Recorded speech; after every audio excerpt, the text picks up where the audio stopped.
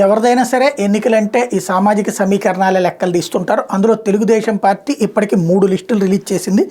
ఇంకొక 5 assembly 4 parliament release చేయాలి. ఇప్పటిదాకా అది 144 పోటీ చేయబోతోంది. ఇందులో 94 మొదటిసారి రిలీజ్ చేసింది, 34 రెండోసారి రిలీజ్ చేసింది, 11 తాజాగా రిలీజ్ చేసింది. టోటల్ 139 మంది లెక్కలో చూసుకుంటే ఎస్సీలకి 28 అది తప్పదు ఇచ్చారు, ఎస్టీలకి 4 ఇచ్చారు అది తప్పదు కాబట్టి.